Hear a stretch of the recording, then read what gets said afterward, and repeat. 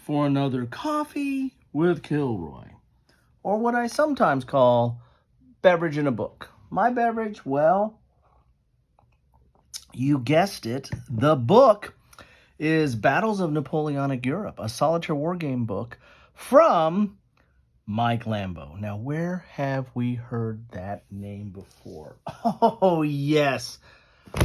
I recall, yes, Mr. Lambo has done quite a few of these solitaire wargame books over the last few years in a relatively short period of time, and has made quite a name for himself in this genre. A lot of historical books, but not all are historical. Some even get into the sci-fi. Here's a solitaire fantasy, or fantasy. Here's fantasy. Here's sci-fi. Here's sci-fi. Here is a war game book. And this one, though, is unique in that this is his first foray into the Napoleonic era. So this is Battles of Napoleonic Europe. It's going to have some of his similar game systems in that you're going to have a board on or playing area or playing surface or map on one side, and you're going to have the AI and all the gameplay on the other. And those 2 pages is how you play the game. And what a lot of people do is they might make a copy of the page, or they could put plexiglass over it or what have you. But they usually take that map surface and then they make their own counters. And Mr. Lambo has been adding some example counters as he has developed these games. And so there's some counters that you can use with the game that you can either download or you can just copy out of the book and use. Or some people use miniatures or cubes or army men or whatever they have at their disposal. They might start using those kind of things. But or you could do the way the books were originally intended and write in the book. And if you write up the whole book, I'm sure Mr. Lambo will sell you another copy. I'm pretty sure of that. For me, I'm not going to deface a book or write in stuff. That's a hang up of mine. So I usually make a copy of it and play on it that way. I usually use make some counters or use some of anything that I have lying around. I mean, Napoleonic, I have some Napoleonic kind of counters, and actually have a few Napoleonic miniatures that I might be able to use, or you can just use cubes. I mean, whatever floats your boat. So let's take a look at the Battles of Napoleonic Europe here, the latest installment, and this is one of his more involved installments. I think the rules in this one are a little bit more than what I've seen in some of his games, and there's a lot of scenarios in here as well. So let's take a look here. The Napoleonic Wars consisted of a range of conflicts from 1804 to 1815, fought between the First French Empire under Napoleon and a changing mix of European coalitions. The game focuses on a part of the Napoleonic Wars called the Peninsular War, which took place in the Iberian Peninsula, mostly between Spanish, Portuguese, and British armies on one hand and the First French Empire army on the other. Battles of the Napoleonic Europe present some of the key battles from the period. In the game, the player will be commanding various units, often representing many hundreds or thousands of men, each seeking to achieve a wide variety of objectives. Key battles from the years 1808 to 1811 are included. So if this goes well, I smell a sequel, right? I think Mr. Lambo might be exploring some other battles over time as well. So let's take a look in here. We've got, here's the other books by him, which, again, I think I have every single one of these except for a Tank GP. That's the only one I did not pick up, which is kind of more of a racing game than a tank game or combat game. So that's probably one reason I kind of stayed away from it a little bit. But I mean, I can always cover it on my Sci-Fi Fantasy Saturday if that's what it requires. So if Mr. Lambo, Mike, if you want to send that to me, I'm not going to reject it. I don't reject anything. Contents, background, how the books works. This is standard. There's going to be a section on how these books works. And as I said before, there's going to be a playing surface or map on one side and then all the AI on the other. And that AI is the heart of the game, right?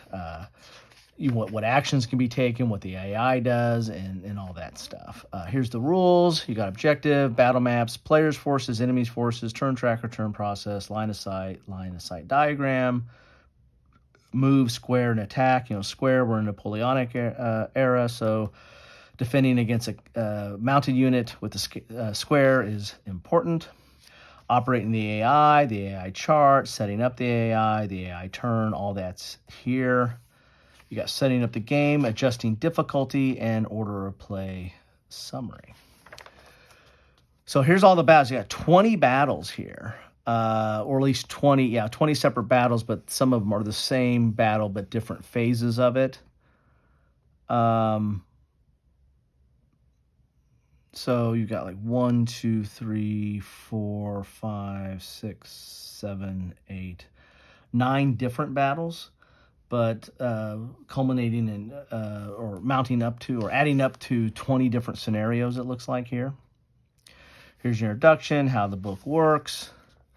Here's your battle map. So here's your train effects chart, talking about the map here. You're going to have your player forces and how those sort out, and how you move and do combat with them. Your enemy forces, turn tracker, turn process. Here's some examples of those forces. Line of sight. And this is all the rules section, so many examples of, what is this? Is artillery here. Some examples of that. And you not only have an image, but you have a full description down here of the example. That's kind of nice.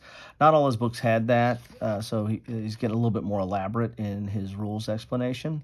Line of sight diagram here. A move, square, and attack. Here's the rules on that.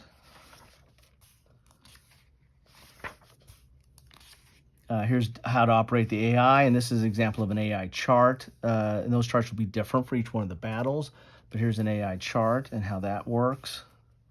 Basically controls how it moves and attacks and what it's doing. So, as I said, there's quite a bit more rules in this than his standard fare. And then you have setting up the game, adjusting the difficulty, order of battle, order of play summary. So this is kind of how this is your sequence of play. Then you get to the battles. And so for the rest of this book, and I'm not going to page through each one of these because, he wants you to buy the book, right? But I bought this book, so I can show it what I want. But anyway, so this example, you're going to have the game, basically, the specific scenario or scenario-specific AI and orders on this side. Here's the AI French, and here is here's your unit. So you're playing in this one, you're playing the British and Portuguese against the French, and here's the AI rules for the French. And then here's your units that you have that you're going to be maneuvering on the board, and here is the board. With your terrain and a turn record here and other indications on here. So this is one, this is part of a battle. This is part one of this battle.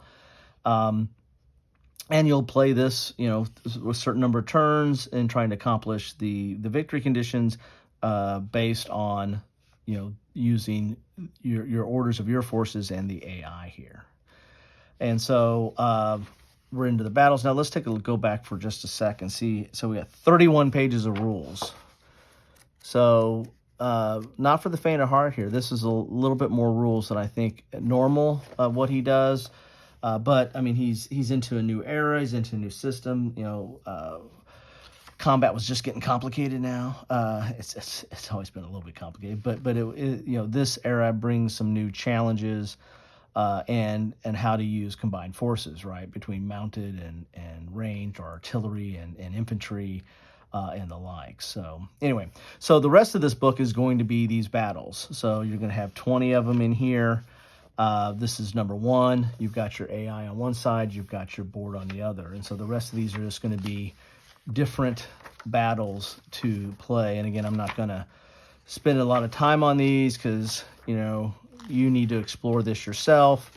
and look in here. But you can see they're different.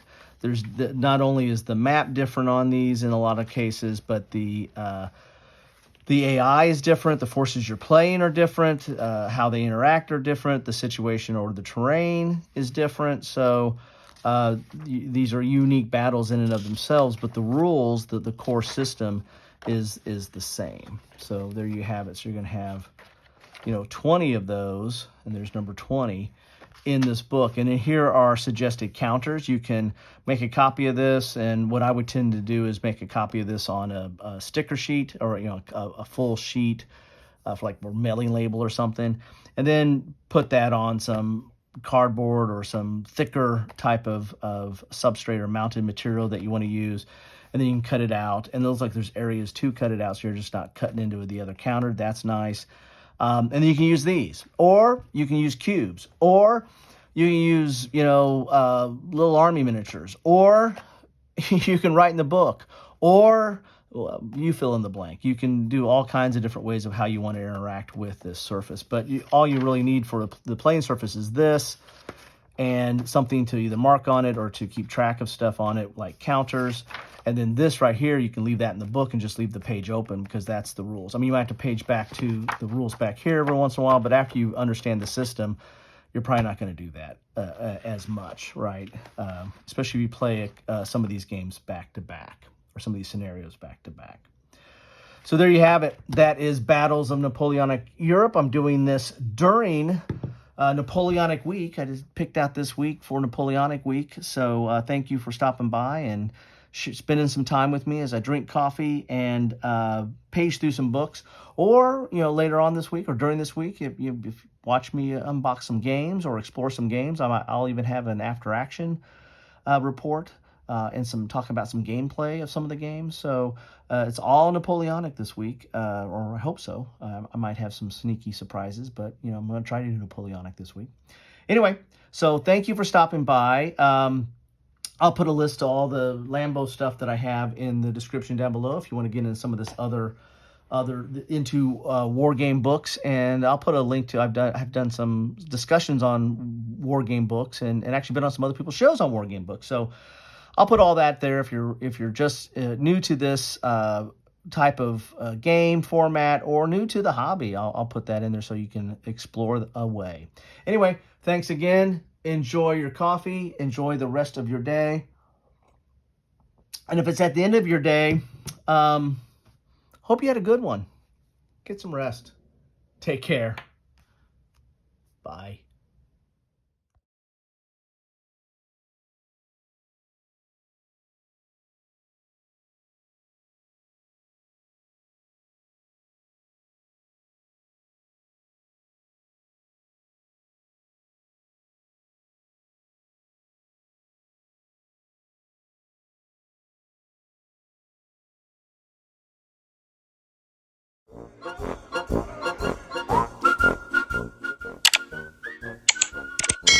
Thanks for watching.